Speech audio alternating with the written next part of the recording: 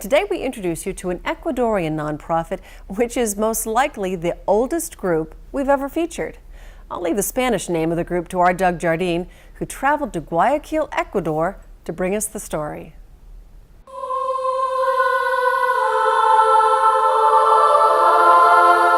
They were Huancavilcas, members of a society that dominated the coastal area of what is now Ecuador for years. And among the Huancavilcas, the brave Guayas and his beautiful wife, Quil.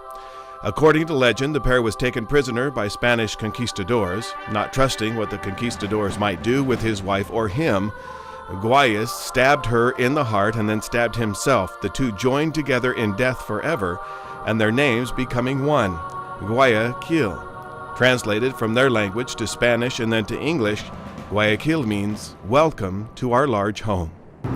Bienvenido al Ecuador, welcome to Ecuador.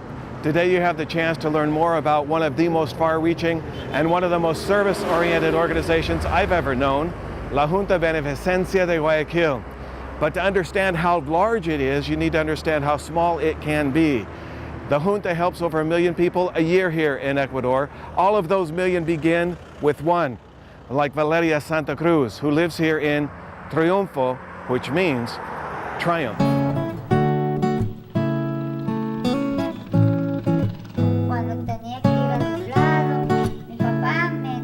Bueno, yo le considero un ser extraordinario, ¿no?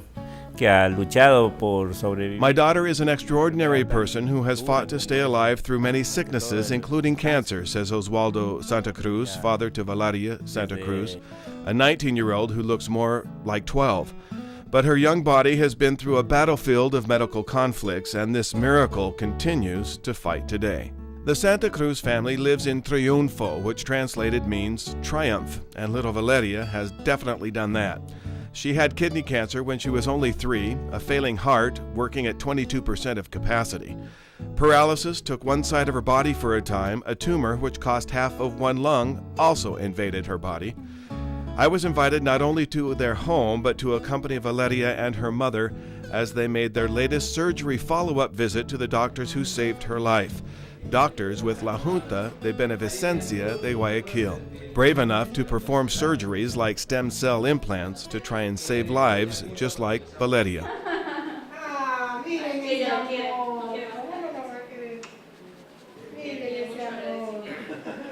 On the cutting edge in what some see as a controversial medical procedure, doctors and La Junta de Beneficencia de Guayaquil have had people come to this hospital from around the world to be treated.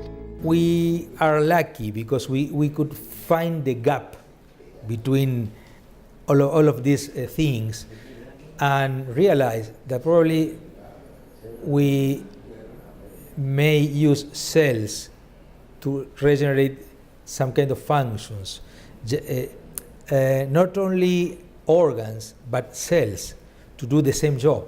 There is no risk of infection because even if the patient is suffering from AIDS, it doesn't matter because we are going to take his own cells and after manipulating and processing them, we are going to re-inject his own cells. He recuperado de un momento en que ella estaba postrada en una silla de ruedas. We thought she would be in a wheelchair for her entire life, but with this surgery, she will not be, he says. The Junta paid most of the costs for her. We could not have done this on our own. Without the Junta, Valeria may have never walked again. But walking and talking and laughing she is, ready to go back to school. She shows me the beginnings of what she hopes will be a long and fruitful career in cosmetology. This organization is very important in Guayaquil and in the country because we cover almost 40% of the healthcare of the city of Guayaquil. We take care also part of the province of Guayas and some other areas in Ecuador. Also, we cover everything. We have a maternity, we have a children's hospital, we have a general hospital, we have a psychiatric hospital. Also, we have elderly houses, and we have houses for children. We have two big schools here in Guayaquil.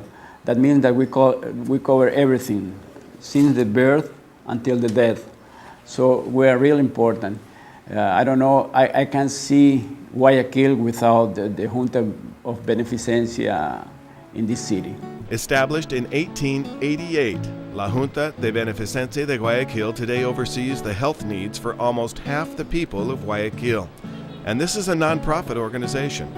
And what makes this organization so incredible and almost improbable is its board of directors. 39 members make up the board, all extremely successful in their own business careers, but all now asked, and it is considered an immense honor and privilege to accept, to serve on this voluntary, that's right, voluntary board, managing at times the overwhelming health needs and concerns not only in Guayaquil, but in the entire province of Guayas.